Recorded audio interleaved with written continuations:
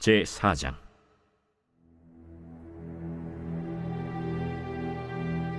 사무엘의 말이 온 이스라엘에 전파되니라.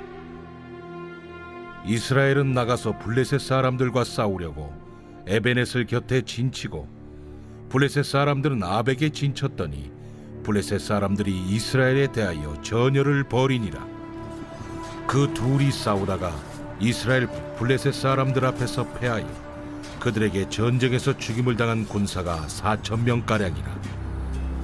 백성이 진영으로 돌아오매 이스라엘 장로들이 이르되, 여호와께서 어찌하여 우리에게 오늘 블레셋 사람들 앞에 패하게 하셨는고, 여호와의 언약궤를 실로에서 우리에게로 가져다가 우리 중에 있게 하여 그것으로 우리를 우리 원수들의 손에서 구원하게 하자 하니, 이에 백성이 실로의 사람을 보내어 그룹 사이에 계신 만군의 여호와의 언약궤를 거기서 가져왔고, 엘리의 두 아들 홈니와 비느하스는 하나님의 언약궤와 함께 거기에 있었더라.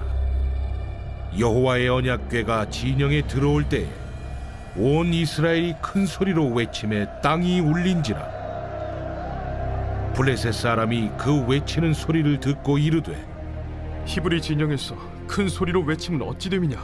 하다가 여호와의 궤가 진영에 들어온 줄을 깨달은지라. 블레셋 사람이 두려워하여 이르되, 신이 진영에 이르렀도다. 우리에게 화로다. 전날에는 이런 일이 없었도다. 우리에게 화로다. 누가 우리를 이 능한 신들의 손에서 건지리요? 그들은 광야에서 여러 가지 재앙으로 애굽인을 친 신들이니라. 너희 블레셋 사람들아, 강하게 되며 대장부가 되라. 너희가 히브리 사람의 종이 되기를 그들이 너희의 종이 되었던 것 같이 되지 말고 대장부같이 되어 싸우라 하고 블레셋 사람들이 쳤더니 이스라엘이 패하여 각기 장막으로 도망하였고, 살육이 심히 커서 이스라엘 보병에 엎드러진 자가 30,000명이었으며 하나님의 궤는 빼앗겼고 엘리의 두 아들 홈니와 비느하스는 죽임을 당하였더라. 당일에 어떤 베냐민 사람이 진영에서 달려나와 자기의 옷을 찢고 자기의 머리에 티끌을 덮어쓰고 실로에 이르니라.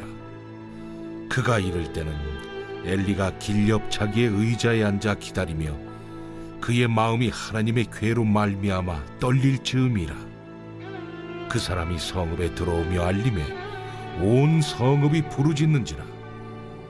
엘리가 그 부르짖는 소리를 듣고 이르되, 이 떠드는 소리는 어찌 됨이냐?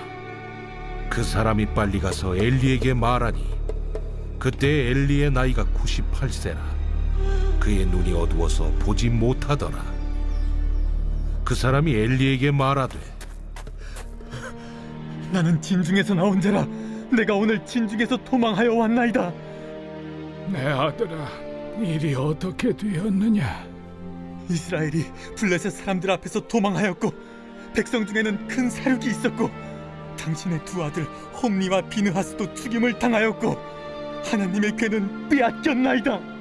하나님의 궤를 말할 때 엘리가 자기 의자에서 뒤로 넘어져 문 곁에서 목이 부러져 죽었으니 나이가 많고 비대한 까닭이라. 그가 이스라엘의 사사가 된 지 40년이었더라. 그의 며느리인 비느하스의 아내가 임신하여 해산 때가 가까웠더니 하나님의 궤를 빼앗긴 것과 그의 시아버지와 남편이 죽은 소식을 듣고 갑자기 아파서 몸을 굽으려 해산하고 죽어갈 때 곁에 서 있던 여인들이 그에게 이르되, 두려워하지 말라. 내가 아들을 낳았다. 하되 그가 대답하지도 아니하며 관념하지도 아니하고 이르기를, 영광이 이스라엘에서 떠났다. 하고 아이 이름을 이가봇이라 하였으니 하나님의 궤가 빼앗겼고 그의 시아버지와 남편이 죽었기 때문이며, 또 이르기를, 하나님의 궤를 빼앗겼으므로 영광이 이스라엘에서 떠났다 하였더라.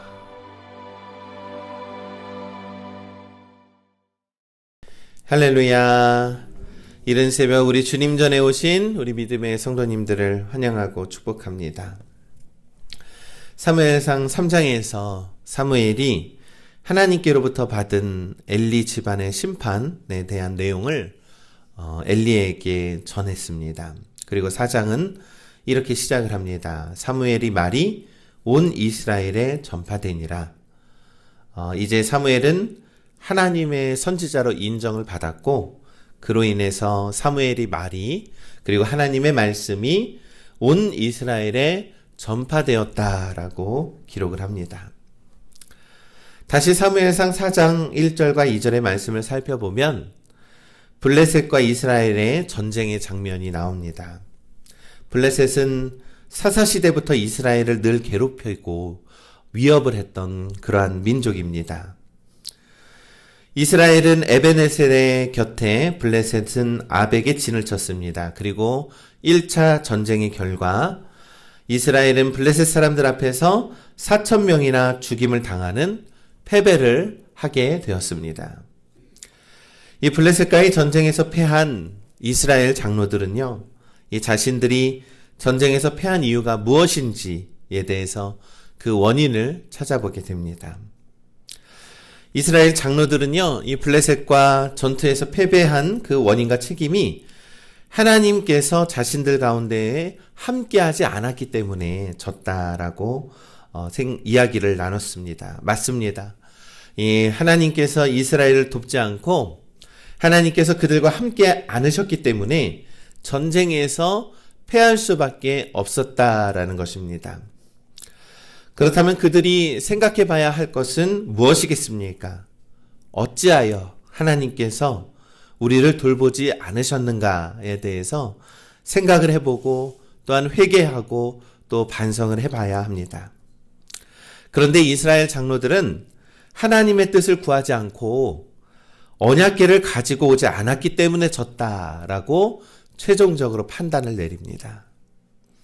이스라엘 장로들은 하나님 앞에서 이 지금까지의 자신들의 모습은 돌아보지 않으면서 그 책임을 하나님께 찾고 있는 모습을 보여주고 있는 것이지요. 이에 이스라엘은 전쟁에서 승리하기 위해서 이 하나님의 임재를 상징하는 이 언약궤를 실로에 가지고 옵니다. 그러면 블레셋과의 전투에서 그래 다시 싸우면 우리가 이길 수 있을 거라고 생각을 했습니다. 이 전쟁의 패배에 있어서 이 자신들은 잘못이 없었다라는 그러한 판단이라는 것이죠. 사랑하는 우리 믿음의 성도 여러분, 우리에게도 살면서 원인이 생기고 문제가 있다면 먼저 하나님 앞에서 내 자신을 돌아보아야 합니다. 정직하게 하나님께 고백하며 주님, 무엇이 문제입니까? 주님, 나의 잘못은 무엇입니까? 라고 하면서 간절히 부르짖어야 한다는 것입니다. 책임을 다한다라는 것은 먼저 자신의 잘못과 부족함과 연약함을 인정하는 것에서부터 시작하기 때문입니다. 나는 지금 하나님의 말씀을 잘 따르고 있는가? 내 삶의 주인은 하나님이신가? 나는 하나님을 잘 섬기고 순종하고 있는가? 우리가 한 번 더 하나님께 뜻을 구하며 믿음으로 나아가야 한다는 것입니다. 우리의 문제, 우리의 어떠한 간절한 기도의 제목이 있다면 온전히 하나님께 맡기고 나의 문제 해결되지 않는 것이 있다면 나를 먼저 돌아보는 우리 믿음의 성도님들 되시길 간절히 소망합니다.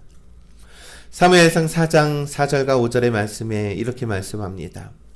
이에 백성이 실로에 사람을 보내어 그룹 사이에 계신 만군의 여호와의 언약궤를 거기서 가져왔고 엘리의 두 아들 홈니와 비느하스는 하나님의 언약궤와 함께 거기에 있었더라. 여호와의 언약궤가 진영에 돌아올 때에 온 이스라엘이 큰 소리로 외치며 땅에 울린지라. 이 이스라엘 백성들은요, 이 장로들의 말에 따라 언약궤를 실로에서 가지고 오자 이 이스라엘의 이 군대들이 사기가 높아진 겁니다. 그래서 이스라엘이 외치는 소리가 땅에 울릴 만큼 높아졌다라고 성경은 기록하죠. 이스라엘의 장로들은 언약궤를 전쟁에 가지고 온 목적은 분명했습니다. 왜냐하면 이 언약궤는요, 광야의 길을 지날 때 요단강의 길을 열어주신 그러한 능력이 있고, 이 여리고 전투에서 하나님의 능력을 보여주셨던 그러한 역사가 있었습니다. 그래서 이번 블레셋과의 전투에서 언약궤를 앞세우면 하나님께서 함께 하셔서 이스라엘이 승리할 것이라고 그렇게 생각을 했던 것이죠. 여러분, 이 언약궤 자체에 능력이 있는 것이 아니라 이 언약궤에 임하시는 하나님으로부터 능력이 있는 줄을 우리는 믿습니다.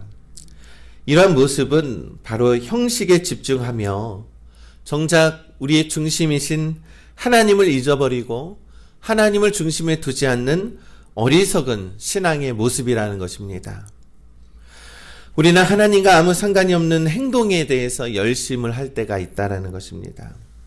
우리가 드리는 예배와 기도와 찬양과 말씀을 묵상하는 것 자체도 의미가 있지만 그 안에서 역사하시는 하나님을 놓치지 말아야 한다라는 것입니다.